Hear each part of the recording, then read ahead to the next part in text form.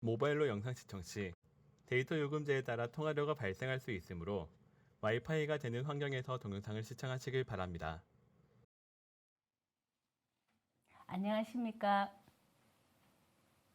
여러분들과 함께 그 오손도손 미술 얘기를 만들어가는 빨간 장갑 정경실입니다. 오늘은 고흐가 생을 마쳤던 곳 오베르라는 곳에서 그린 그림을 만나보시겠습니다. 생래미에 있는 그 병원에서 그렸던 그 별이 빛나는 밤 지난 시간에 보셨고요. 그 생래미 병원에 있을 때 고흐의 병명이 여러 가지로 나왔는데 나중에는 간질이라는 진단을 받습니다. 그래서 간질 분야의 권위자였던 가세라는 박사에게 치료를 받기 위해서 그 파리 북쪽에 있는 오베르라는 곳으로 갑니다. 근데 요새요 인터넷 정말 좋은 세상이잖아요. 제가 구글 지도에 들어가서 오베르라고 검색을 하니까 나오지가 않아요. 그래서 혹시나 하고 방고흐 무덤이라고 검색을 했더니 오베르가 나와서 깜짝 놀랐습니다. 구글 지도에서 방고흐 무덤이라는 말로만 검색이 되는 것을 보니 정말 고흐의 명성이 대단한 것 같습니다. 근데 이제 우리가 보통 오베르라고 하는데요. 정확한 그 지명 이름은 제 불어 발음이 정확하지는 않겠지만 오베르 쉬르 우아즈입니다. 그 한번 들어가 보시면 뭐 파리에서 32km 떨어져 있다. 뭐 차로 40분 걸린다. 심지어 그곳에 여러 장의 사진까지 볼 수 있으니 정말 세상이 우리 이 손바닥 위에 있는 것 같습니다. 여러분도 시간 나시면 한번 들어가 보시고요. 자, 각설하고 고흐가 오베르에서 오래 살지는 못했어요. 5월에 가서 7월까지 그러니까 70일간 살다가 그곳에서 생을 마칩니다. 고흐가 70일간 살면서 80점 정도 그림을 남겼으니 이렇게 계산을 해보면요. 하루에 한 점 이상 그림을 그린 셈이 됩니다. 고흐가 죽음을 맞이했던 곳 오베르에 있는 라보라는 이름의 여인숙 사진입니다. 고흐를 치료했던 그 가세 박사의 집 근방인데요. 이곳에 머물렀던 이유는 그 당시 이곳이 그 주변에서 가장 값이 싼 숙박업소였다고 합니다. 여기 고흐 방 사진도 나오네요. 저는 여기 가보지 못했는데요. 다녀오신 분들이 저에게 이런 얘기를 하시더라고요. 고흐가 키가 굉장히 작았나 봐. 그래요. 왜요? 그랬더니 침대가 우리가 생각했던 것보다 너무 작아서 저 침대에 어떻게 누워 잤을까 싶을 정도로 침대가 작았다. 이렇게 얘기를 하는 거 보니 저는 뭐 확인해 볼 수는 없지만 고흐가 키가 좀 작았지 않나 이렇게 생각이 됩니다. 지금은 이곳이 잘 복원이 되어서요. 1층은 음식점으로 2층은 고방으로 이렇게 볼 수 있는데 돈을 내어야 볼 수 있는 관광 코스가 되었습니다. 고흐가 그린 가세 박사의 초상화 2점입니다.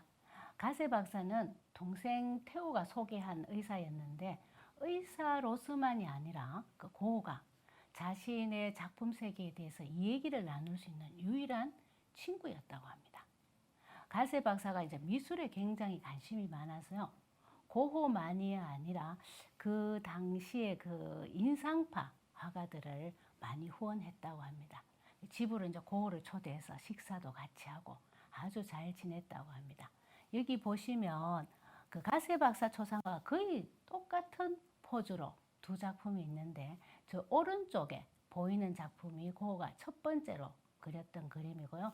이쪽에 왼쪽에 보이는 그림은 두 번째로 그린 그림입니다. 그 첫 그림은 고흐가 3일 동안 그려서 자신이 보관하다가 나중에 이제 테오에게 보내는데요. 고흐가 이제 그림 그리는 패턴이 있잖아요. 그 패턴으로 보면 3일 동안 그렸다라는 것은 정말 공을 많이 들여서 그렸구나 하는 것을 우리가 짐작할 수 있습니다. 박사에게는 고마움의 표시로 이제 치료도 해주고 또 모델도 되어주고 했으니까요. 똑같은 그림을 하나 더 그려서 선물한 것이 이 왼쪽에 있는 그림이 되겠습니다. 그런데요, 한번 이렇게 자세히 보시면 첫눈에 이 첫 번째 그림이 더 훨씬 성의가 있고 시간을 들여서 그렸구나 하는 것을 느껴지시죠? 그 배경의 터치도 다르고요. 오른쪽 그림에 보면 테이블 위에 이렇게 책이 두 권 놓여 있잖아요. 근데 이쪽 그림에는 책도 없어졌고 또 저쪽 그림에는 보면 꽃이 이렇게 컵에 담겨져 있는데 이쪽 그림에는 꽃이 그냥 테이블에 턱 이렇게 놓여져 있어요. 그래서 이 손도 한번 보시겠어요? 그 가세 박사의 이 손을 보면 그 이렇게 터치 같은 것이 확실히 다르다라는 것이 아마 느껴질 것입니다. 보통 사람하고는 잘 소통하지 못했던 고흐, 또 우리와는 좀 다르다고 생각되는 고흐이지만 이렇게 자신이 가지는 그림에 조금 더 신경과 정성을 들였다라는 것을 보니 저는 고흐의 어떤 지극히 그 인간적인 면을 보는 것 같아서 저는 재미있게 생각이 되었습니다. 6월에 이 초상화를 그리고 그해 7월에 고흐가 생을 마감했습니다. 그러니까 이 그림을 그린 지 7년 후라고 해도 되겠고 뭐 고흐가 죽은 지 7년 후라도 라고 이제 말을 해도 될 것 같아요. 7년 후에 고흐의 그 회고전이 열립니다. 이 회고전에서 300프랑, 그게 달러로 환산을 하면 뭐 58달러 정도 되는 정도의 돈에 팔렸습니다. 이 초상화가요. 그런데 나중에 1990년, 그러니까 지금으로부터는 뭐 30년 전이 되겠고 고흐가 죽은 지는 이제 100년 후가 되겠네요.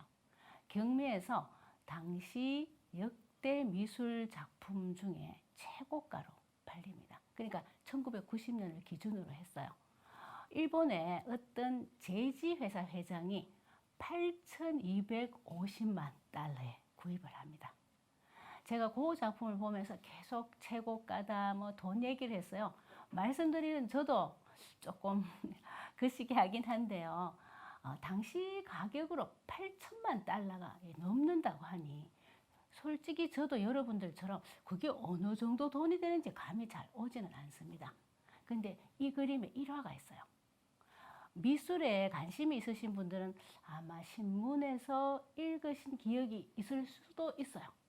이 가세 박사 작품을 구입했을 당시에 75세였던 그 일본인 회장이 이 초상화를 구입한 후에 이렇게 말을 했습니다. 내가 죽으면 이 작품과 같이 화장을 해달라고. 이 말이 안 되는 소리잖아요. 그랬더니 뭐 세계적으로 이 뭐 예술품을 어떻게 보고 하는 소리냐. 이 돈밖에 모르는 경제동물이다. 이코노믹 애니멀이다. 뭐 온갖 비난이 일죠. 그래서 회장이 나서서 아니다. 내가 그림이 너무 좋아서 영원히 함께 하고 싶다는 의미였다고 이제 해명을 하고 마무리는 됩니다. 근데 구입한 후에요. 그 도쿄에 있는 밀폐 보관실에 보관되었다고 하는데 그 이후로 이 그림을 아무도 다시는 볼 수가 없었습니다.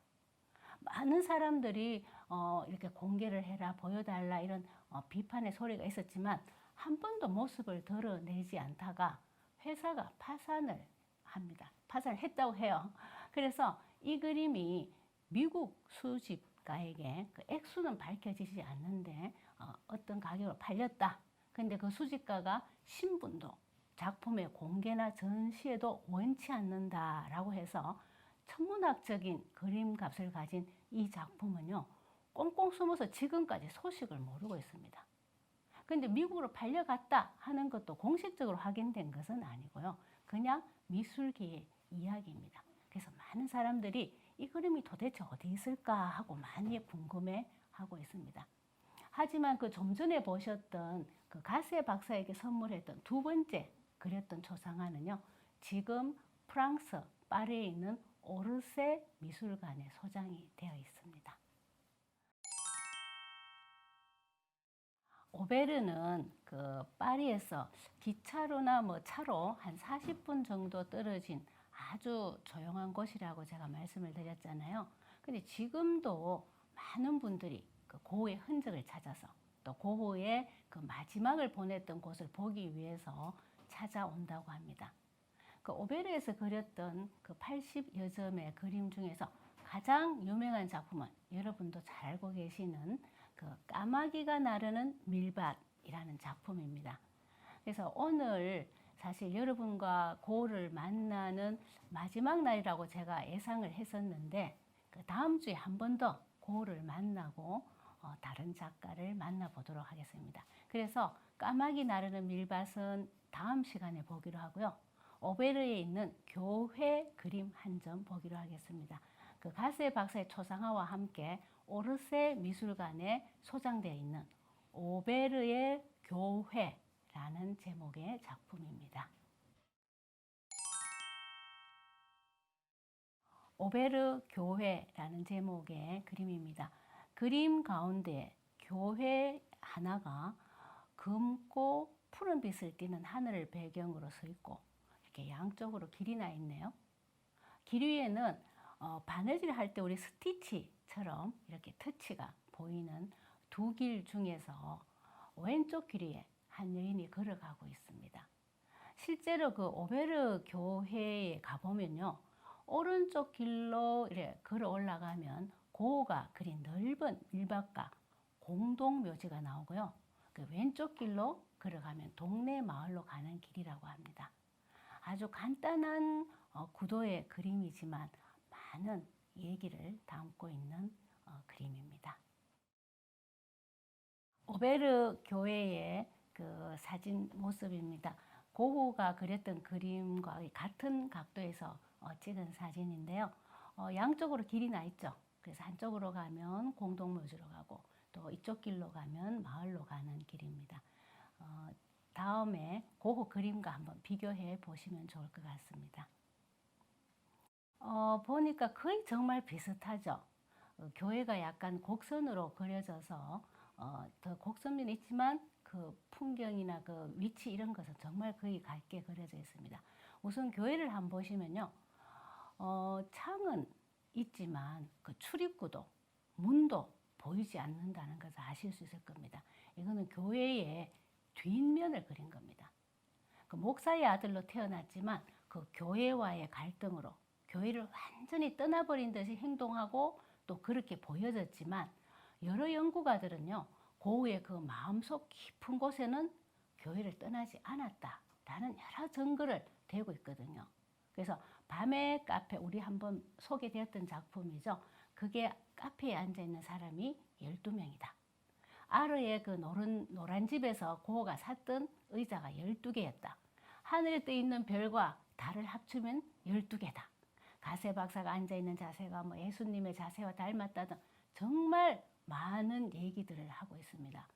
그리고 목회자분들이요. 쓰신 글을 보면 고흐 그림을 가지고 얘기하신 분들도 많으시거든요. 그렇지만 그런 것들에 대해서 제가 이렇게 말할 수 있는 부분은 아닌 것 같고 또 말할 입장도 아니라고 생각을 합니다. 하지만 그 인간이 성장하면서 형성된 그 뿌리라고 할까요? 그 저 밑에 있는 밑둥치는 그게 표면으로 드러나든 아니면 덮여져 있든 완전히 바뀔 수는 없다는 것에 저는 공감을 합니다. 그래서 고흐가 동생 테오에게 쓴 편지를 보면 이렇게 얘기하고 있어요. 박제된 죽은 하느님이 아니라 살아계신 하느님, 우리로 하여금 거절할 수 없는 힘으로 변함없는 사랑을 향하여 나아가도록 하시는 분, 이렇게 얘기를 하고 있습니다. 그래서 몸과 마음이 지칠 대로 지쳐서 치료차 오베르까지 온 고흐가 그렇게 인연을 딱 끊었던 교회를 왜 그것도 이렇게 뒷모습을 그렸을까요? 그 애정과 증오가 교차되는 마음은 아니었을까요? 두 길 중에서 그 마을로 가는 길로 그 모자를 쓴 여인이 걸어가고 있습니다. 공동묘지 쪽이 아닌 마을 쪽으로 걸어가는 그 여인의 모습에서 고흐가 끝까지 생을 포기하지 않고 잡아보려고 애썼던 그러한 고흐의 무의식적 의지를 보여주는 것이 아닐까요? 이 그림을 그리고 약 2주 후에 고흐는 생을 마감합니다.